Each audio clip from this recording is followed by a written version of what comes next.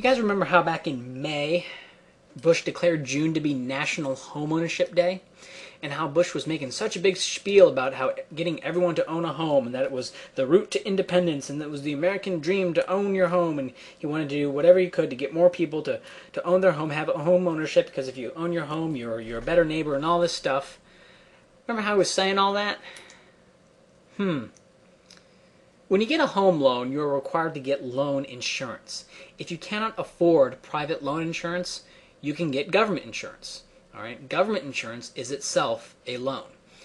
And so if you don't qualify for private insurance on a home loan, you then end up paying two loans, okay? One to the home itself and one to the government insurance. Okay? The government insurance, you pay a loan to the government, which will insure your loan to the home, okay? I know, it's a retarded system. That's why we had all this crap. The inevitable result of this illusory security, and I'll bet Bush made the deal even sweeter, was that lenders were lending out subprime loans below the market rate. This, of course, resulted in everyone getting these sweetheart loans and resulted in the bubble. Of course, because any swinging dick can get a loan, any swinging dick does get a loan, and so you have people defaulting like crazy, defaulting not just on the home loans themselves, but on the government insurance. So you are left with a bunch of failed loans that aren't insured at all because of the false security government made it look like it was providing. The bubble was created and popped by government regulation, okay, whatever the hell that is, not because there wasn't enough regulation. I mean, what the fuck is regulation anyway? I mean, it's one of these euphemisms, these weasel words that cloak what is basically theft, and of course government is essentially a giant cloaking device for violent theft, such as the bailout, which is theft from you to irresponsible people. The same thing happened in Japan. Okay, the government controlled Japan Post, gave out all these sweetheart loans, creating a bubble, and then everyone defaulted. Then you had the Japanese economic collapse, disaster, recession, depression, whatever you want to call it. All right, it was the mortgage bubble popped because everyone was giving out sweetheart loans, and then everyone defaulted. Okay, this bailout bill will either raise taxes directly or print a bunch of currency, thereby increasing the national debt and inflation. Either way, you're paying for other people's failure.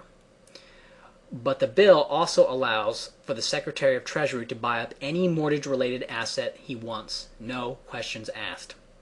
Okay, the Secretary of Treasury and the Chairman of the Federal Reserve can buy any financial asset as long as they inform Congress. So we can sleep easy knowing that their power is limited by Congress, and Congress knowing what they will tell them. Right. This is. Oh God, this is classic. This is just classic government non-answers at work. And of course, the Secretary of Treasury can also buy up any troubled assets he wants.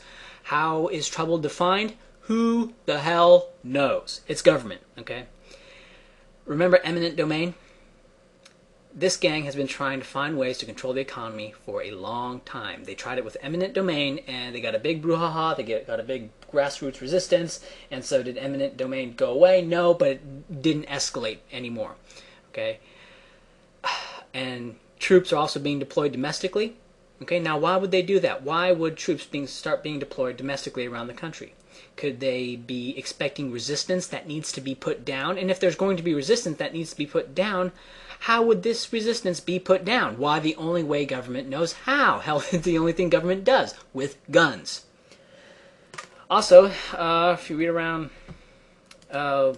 lately, J.P. Morgan, Bank of America, and some other bank are buying up these failed banks with the help of government loans, of course, at absolute fire sale prices. Okay, that is the other side of corporate fascism. Okay, the government is one side, but government is such a colossal incompetent that it needs private industry to carry out its commands. This is fascism. Okay, the same thing is already happening with government and defense contractors. All right, government wages all these wars, but government itself couldn't possibly create all the weaponry, couldn't possibly design all the weaponry to fight a war. I mean, because government can't even deliver the mail, right? So it needs to contract these things out. Government couldn't possibly deal with finances, so it needs to contract these things out to J.P. Morgan and the Bank of America, the new nationalized financial system of the United States. Okay, and this is the price of fantasy. Okay, the belief that a gang of thugs with a monopoly on violence, okay, men in funny hats with guns, to whom it is illegal to defend yourself against, could possibly be looking out for your own good is insane. What you call government is a monopoly on certain services, okay, education, roads, whatever, okay, or pseudo-monopoly, or things that you have to do that they say, okay, all enforced through violence. Right? And if you don't think that these monopolies, and they're worse than monopolies, like education's worse than monopoly because you don't even have an opportunity to not get education. You have to pay no matter what. Okay, so try not paying your taxes. If you resist long enough, the guns will come out. This is a cartel. This is a violently enforced cartel. Okay? And this thing that we call the state, but it's really just a bunch of men in funny hats with guns, okay, to whom they claim it is immoral to resist. Okay, they use your morality against you. You want to help the poor, right? Right? You want to help the poor. Well then, you can't oppose a gang having a monopoly on education paid for and attendance forced by violence. Okay? See, they use your desire to be good against you. Okay? We all want to help the poor. We all want to help people who are hungry. We all want to help educate people who are uneducated. We all want people to have, we all want everyone to have a chance to succeed. We don't want people, who, if they don't have health insurance, then they can't get any help if they dislocate their shoulder. All right, we don't want people who are afraid of dying if they can't get a job. Right? We all want the humane society. We all want this, great society. All right.